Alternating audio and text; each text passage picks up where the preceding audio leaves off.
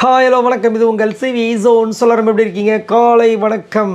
So இன்றைக்கி பார்த்தீங்கன்னா சூப்பரான தரமான 11வது வாரத்தோட 3வது நாள் காலை வேலை ஓட் நிலவரத்தை தான் நம்ம பார்க்க போகிறோம்.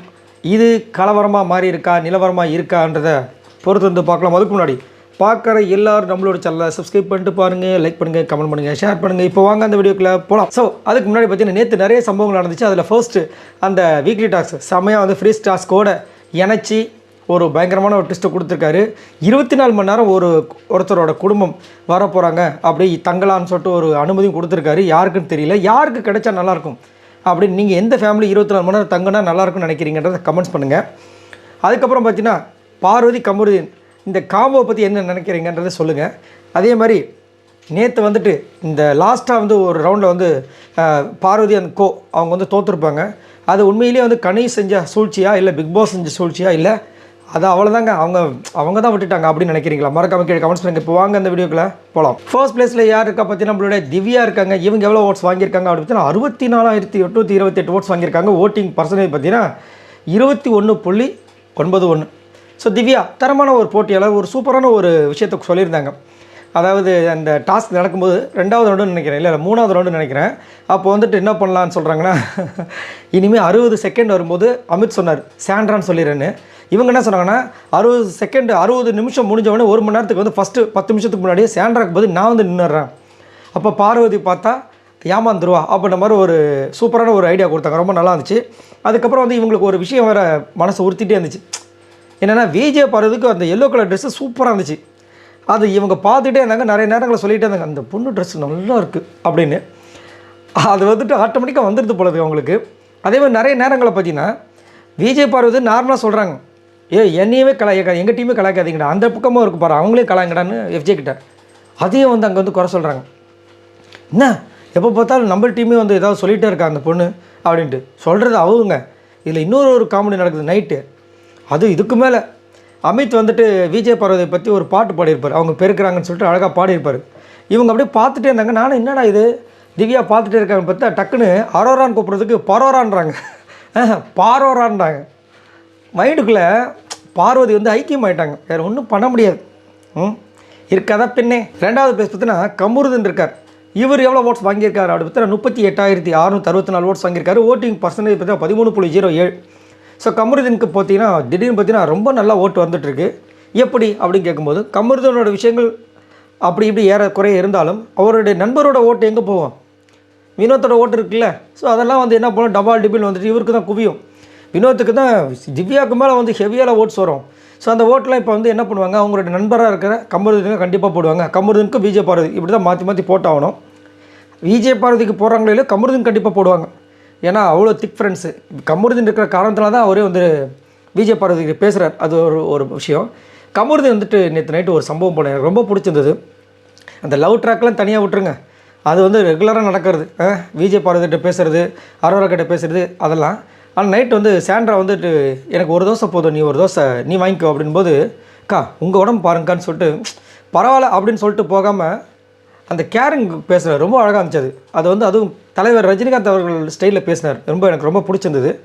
என்ன ஒன்று இந்த அரோரா பின்னாடி போகிறத கொஞ்சம் தவிர்க்கிறது நல்லதுன்னு நினைக்கிறேன். இது இப்போ தவிர்க்கலாங்களும் கண்டிப்பாக கமருதீன் சார்பாக யார் ஃப்ரீ டாஸ்கில் வராங்களோ அவங்க தவிர்க்க வைப்பாங்கன்னு நினைக்கிறேன். ஏன்னா அவங்களுக்கிட்டேருந்து ஒதுங்கி இருக்கிறது இவருக்கு நல்லது. 3வது பிளேஸ் வந்து நம்மளுடைய விஜய் பார்வதி இருக்காங்க. இவங்க எவ்வளோ ஓட்ஸ் வாங்கியிருக்காங்க அப்படின்னு 34,572 ஓட்ஸ் வாங்கியிருக்காங்க. ஓட்டிங் பர்சன்டேஜ் பார்த்தீங்கன்னா 11.69. ஸோ விஜய் பார்வதி இதில் 3வது பிளேஸில் இருந்தாலும் கண்டிப்பாக அஃபிஷியல் ஓட்ஸில் தாறுமாற தான் வரும் அப்படின்னு மாட்டுக்கட்டு கிடையாது. போன வாரம் நினைக்கிறேன், அது முந்தின வாரம் இதெல்லாம் பார்த்தீங்கன்னா அஃபிஷியல் ஓட்ஸோட அப்டேட் வந்தது. அதில் பார்த்தீங்கன்னா அதிகப்படியான ஓட்டு வந்து விஜய் பார்வதிக்கும் விக்ரமுக்கு தான் வந்துச்சு. அதில் ஃபஸ்ட்டு விஜய் பார்வதி, 2வது விக்ரம். புரியுதுங்களா? ஸோ இது வந்துட்டு பார்த்தீங்கன்னா இப்போ வர வந்துட்டு இந்த அன்அஃபிஷியல் ஓட்ஸ், அதாவது அஃபிஷியல் ஓட்டுன்றது முதல்ல வெளியே இல்லை, அதை நம்ம புரிஞ்சுக்கணும். எல்லாமே அன்அஃபிஷியல் தான். அஃபிஷியல் ஓட்டெல்லாம் வந்து வெளிப்படையாக அவங்க சொல்லிட்டாங்க, அவங்க எப்படி வந்து இது பண்ண முடியும்? அதை வந்துட்டு ரொம்ப சீக்கிரட்டாக தான் மெயின்டைன் பண்ணுவாங்க. வெளியில் அஃபிஷியல்னு யாராவது சொன்னாங்கன்னா அது கண்டிப்பாக வந்து தவறு, அது பொய். என்னை பொறுத்த வரைக்கும் கவுண்டெல்லாம் யாராலையும் சொல்லவே முடியாது. வேணா இது வந்திருக்கு அது வந்திருக்குன்னு சொல்லலாம், அது கூட வந்துட்டு ரொம்ப அது வந்துட்டு நம்மளாம் அடித்து விடுற மாதிரி தான் ஒரு சில நேரங்களில் வேணால் தெரிய வரும். சரிங்களா? ஸோ ஆனாலும் பார்த்தீங்கன்னா எனக்கு என்ன சொல்கிறதுனா முன்னாடி வந்துட்டு அந்த அப்டேட் வந்துச்சு. என்னென்னா இந்த மாதிரி அஃபிஷியல் ஓட்ஸில் நல்ல ஒரு ஓட்டு வாங்கியிருக்காங்கன்னு. ஸோ இங்கே அன்அஃபிஷியல் ஓட்ஸில் இப்படி வரது வந்து இது முன்னாடி இந்த மாதிரி நடந்திருக்கு. அசீம்கே ஒரு வாட்டி வந்து டம்மான்னு இறங்குச்சு. அதுக்கப்புறம் ஏறிச்சு. ஸோ அப்படின்னு இருக்கும்போது விஜய் பார்வதிக்கு வந்துட்டு அந்த மாதிரி ஏதோ சித்து வேலை பண்ணுறாங்கன்றது நல்லாவே தெரியுது. ஸோ அது மட்டும் இல்லாமல் விஜய் பார்வதியோட விஷயங்கள் சூப்பராக இருந்துச்சு. இன்றைக்கெலாம் பார்த்தீங்கன்னா பக்காவாக பிளான் பண்ணியிருந்தாங்க. அதெல்லாம் ரொம்ப அழகாக இருந்துச்சு. ரொம்ப ஃபீல் பண்ணாங்க. ஏன்னா தோக்கிறதுக்கு காரணம் பார்த்தீங்கன்னா கனி. இவங்க அந்த 8 செகண்டில் 1 நிமிஷத்துக்கு முன்னாடியே சொல்லிட்டாங்களாம் போயிருக்கலான்ட்டு. அதை மிஸ் பண்ணிட்டாங்க. இவங்க சொன்னதை கேட்டிருந்தா இவங்க வந்து 2வது வின் பண்ணியிருப்பாங்க. 4 பாயிண்ட் வந்திருக்கும். அது ரொம்ப வருத்தப்பட்டாங்க. 4வது பிளேஸ் பார்த்தீங்கன்னா அரோரா இருக்காங்க. இவங்க எவ்வளோ ஓட்ஸ் வாங்கியிருக்காங்க அப்படின்னு பார்த்தீங்கன்னா 31,477 ஓட்ஸ் வாங்கியிருக்காங்க. ஓட்டிங் பர்சன்டேஜ் பார்த்தீங்கன்னா 10.64. இப்போ கமருதீனுக்கு ஓட்டு இன்க்ரீஸ் ஆகிருக்குன்னா வினோத்தால் கரெக்டுங்களா.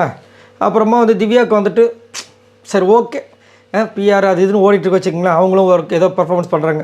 பார்வதிக்கு முதல்லேருந்து மாடுமா வளைச்சிட்ருக்காங்க. 4வதுல இருக்க அரோராவுக்கு எப்படி இவ்வளோ ஓட்டு, அதுவும் பார்த்திங்கன்னா பார்வதிக்கு இவங்களுக்கு பற்றி வெறும் 3000 ஓட்டு டிஃப்ரென்ஸு. எப்படி நிறைய பேர் என்ன போடுறாங்க, சப்ஸ்கிரைபர்ஸ் அவங்களோட கவுண்ட்டு தான் இந்த ஓட்டு அப்படின்றாங்க. சப்ஸ்கிரைபர்ஸ் எதுக்கு எனக்கு ஒன்றுமே புரியல, எதை சொல்கிறாங்க அப்படின்னு எனக்கு புரியல. அது மாதிரி கமெண்ட்ஸ்லாம் போட்டிருந்தாங்க, அதனால் சொல்கிறேன். அதுக்கப்புறம் அரோராவோட விஷயங்கள் எப்படி இருந்துச்சு, அதாவது பர்ஃபார்மன்ஸ் அந்தளவுக்கு ஹெவியாக இருக்காங்க கேட்டிங்கன்னா கிடையவே கிடையாது. என்ன அவங்க பெருசாக பர்ஃபார்மன்ஸ் பண்ணுறாங்க, ஆனால் இவ்வளோ ஓட்டு வருதுன்றது நிறைய பேருக்கு இப்படி கொஸ்டின் மார்க்காக இருக்குது. ஸோ சேனல்காரங்க வந்துட்டு இவங்களை காப்பாற்றுறதுக்கு முடிவு பண்ணியிருப்பாங்களோ அப்படி மறுபடியும் தோணுது. ஏன்னா ஒரு காலத்தில் வந்துட்டு 4-5 வாரமாக வந்து ஆடியன்ஸு வெளிப்படையாக கலாய்ச்ச ஒரு பர்சனை இப்போ சமீப காலமாக பார்த்தீங்கன்னா விஜய் சேதுபதி தூக்கி கொண்டாடுறாரு. சனிக்கிழமை ஞாயிற்றுக்கிழமை எபிசோடில் பார்த்தீங்கன்னா புகழ்ந்து பேசுகிறாரு. அவங்க என்ன பேசணும் நீங்கள் யார் முடிவு பண்ணுறது, நீங்கள் நல்லா பேசுகிறீங்க அரோரா அப்படின்னு பாராட்டுறாரு. புரியுதுங்களா. ஸோ அதை வச்சு பார்க்கும்போது கண்டிப்பாக டாப் 5ல் வந்து அரோராவுக்கு ஒரு இடம் இருக்கும் அப்படின்னு மாதிரி தோணுது. ரைட். 5வது பேஸ் பார்த்தீங்கன்னா சபரி இருக்காங்க. இவங்க எவ்வளோ ஓட்ஸ் வாங்கியிருக்காங்க அப்படின்னு பார்த்தீங்கன்னா 27,562 ஓட்ஸ் வாங்கியிருக்காங்க. ஓட்டிங் பர்சன்டேஜ் பார்த்தீங்கன்னா 9.32. சபரி கூட பாருங்கள் அரோரா ஓட்டு வரல. கொடுமை பார்த்தீங்களா. சபரி உண்மையிலே நல்ல தங்கமான மனுஷன். ஆனால் என்ன ஒன்று, இப்போ ஒரு சமீப காலமாக கொஞ்சம் விஜய் பார்வதிக்கிட்ட தேவையில்லாமல் வார்த்தை விட்டுட்டுருக்காரு. நேற்று மதியானம் ஒரு பாடி ஷேமிங் பண்ணுற மாதிரி ஒரு விஷயம் பண்ணியிருப்பார். அப்புறம் நைட்டு வந்துட்டு குட்டி பண்ணி நான் அடித்தா செத்துருவேன் இப்படின்னு சொல்கிற வார்த்தைகள்லாம் வந்துட்டு அவர் யூஸ் பண்ண வார்த்தைகள் நைட்டு வந்துட்டு விஜய் பார்வதி வந்து வச்சு செய்கிறாரு. இதெல்லாம் தேவையில்லாதது. ஊழசாதான் வேறு சொல்லிட்டாரு. அவங்க ஒரு மாதிரி ஆகிட்டாங்க, கஷ்டமாகிடுச்சு. ஏன்னா எல்லாமே ஒரு லிமிட் தான், there is a limit. But நேற்று கூட பார்த்தீங்கன்னா லிமிட்டே இல்லாமல் முந்தானத்து நைட்டு வந்து 8 ஒன்று விட்டுருப்பார், ஜம்மானம் வந்திருப்பாங்க. அதையும் நிறைய பேர் வந்துட்டு கொண்டாடுறாங்க. ஒரு பொண்ணு கீழே விழுந்திருக்கு கொண்டாடுறீங்க, சூப்பர் அப்படின்ற மாதிரி இருந்துச்சு. எல்லாம் அவங்கவுங்க மனநிலைமை காமிக்கிற விஷயங்கள் தான், வேறு ஒன்றும் கிடையாது. 6வது பேஸ் பார்த்தீங்கன்னா சாண்ட்ரா இருக்காங்க. இவங்க எவ்வளோ ஓட்ஸ் வாங்கியிருக்காங்க அப்படின்னு பார்த்தீங்கன்னா 23,053 ஓட்ஸ் வாங்கியிருக்காங்க. ஓட்டிங் பர்சன்டேஜ் பார்த்தீங்கன்னா 7.79. ஸோ சாண்ட்ரா கண்டிப்பாக ஃப்ரீ டாஸ்கில் பிரஜன் வருவார். எனக்கு தெரிஞ்சு 24 மணி நேரம் தங்க வேண்டிய ஒரு ஆள் அவராக தான் இருக்குன்னு நினைக்கிறேன். அவங்க குழந்தையும் பார்க்கணுன்னு ஆசைப்பட்றேன், அமித்தோட குழந்தையும் பார்க்கணுன்னு ஆசைப்பட்றேன்.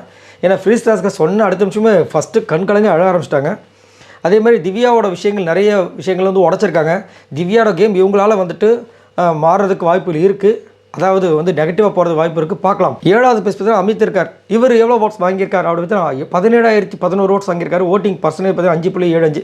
எப்படியோ கொஞ்சம் வந்து ஓட்டு அதிகமாக வந்திருக்கு அமித்துக்கு. எனக்கு கொஞ்சம் சந்தோஷமாக இருக்குது. ஏன்னா இவர் இருக்கணும், ஃப்ரீ டாஸ்கில் இருக்கணும், அதுக்கப்புறமும் இருக்கணும். டாப் 5ல் வந்தார்னா ரொம்ப சந்தோஷப்படுவேன். நல்ல மனிதர். அதேமாதிரி நைட்டு வந்து விஜய் பார்த்துக்கு ஒரு அழகான பாட்டு பாடிந்தார். அவரோட வாய்ஸில் கேட்கறதுக்கு சூப்பராக இருந்துச்சு. 8வது பேஸ் பார்த்தீங்கன்னா சுபிக்ஷா இருக்காங்க. இவங்க எவ்வளோ ஓட்ஸ் வாங்கியிருக்காங்க அப்படின்னு பார்த்தீங்கன்னா 16,923 ஓட்ஸ் வாங்கியிருக்காங்க. ஓட்டிங் பர்சன்டேஜ் பார்த்தீங்கன்னா 5.72. ஸோ சுபிக்ஷா சூப்பரான பொண்ணு தான், திறமையை வளர்க்குறேன்னு சொல்லிட்டு வெறும் அந்த பீட் பாக்ஸிங்லேயே கழிக்கிறாங்களே தவிர இங்கே இருக்கிற டாஸ்க்கு என்ன பண்ணுன்றதை யோசிக்கவே மாட்டுறாங்க. அவங்க சொன்னால் கேட்குறாங்க. விஜய் இது நம்ம விக்ரம் சபரி என்ன சொல்கிறாங்களோ அதுக்கு மண்டை மேலே ஆட்டிட்டு சொல்லுங்கள் ஜம்மா அப்படின்ற மாதிரியே போகுது தவிர இவங்க இனிஷியேட்டிவ் எடுக்கிற விஷயங்கள் சுத்தமாக இல்லை. அதனால தான் இப்போ வந்து 8வது பிளேஸில் இருக்காங்க. 9வது பிளேஸில் எஃப்சி இருக்கார். இவர் எவ்வளோ ஓட்ஸ் வாங்கியிருக்காரு அப்படின்னு பார்த்தீங்கன்னா 16,908 ஓட்ஸ் வாங்கியிருக்காரு. ஓட்டிங் பர்சன்டேஜ் பார்த்தீங்கன்னா 5.72. ஸோ எஃப்ஜேக்கு வந்து ஓட்டு கம்மியாக தான் இருக்குது, வெளியே போகிறதுக்கு வாய்ப்புகள் எக்கச்சக்கமாக இருக்குது. பட் இருந்தாலும் அவர் காப்பாற்றிடுவாங்களோ அப்படின்ற மாதிரி ஒரு தோணுது. அதே மாதிரி எஃப்ஜே இன்றைக்கி வந்து ஓரளவுக்கு கொஞ்சம் பர்ஃபார்மன்ஸ் பண்ணாப்புல, கொஞ்சம் சைலண்ட்டாகவும் இருக்கார். என்ன ஆக போகுதுன்னு தெரியல. 10வது பேஸ் பார்த்தீங்கன்னா கனி இருக்காங்க. இவங்க எவ்வளோ ஓட்ஸ் வாங்கியிருக்காங்க அப்படின்னு பார்த்தா 16,469 ஓட்ஸ் வாங்கியிருக்காங்க. ஓட்டிங் பர்சன்டேஜ் பார்த்தா 5.57. நல்லா தானே இருந்தாங்க, திடீர்னு எப்படி இவ்வளோ ஓட்டு கம்மியாச்சுன்னு ஒன்றும் புரியலையே. இப்போ இந்த வாரம் கனிக்கு தான் ஓஹோ அப்படின்னு நினைக்கிறேன். அதே மாதிரி கனி வந்துட்டு அவங்களே வாயால் ஒத்துக்கிட்டாங்க. கரெக்டாக 46 நிமிஷத்தில் விஜய் பார்வதி சொன்னாங்க, நான் தான் 1 நிமிஷம் போட்டேன்னு சொன்னால் கடைசியில் நாங்கள் தோத்துட்டோம்.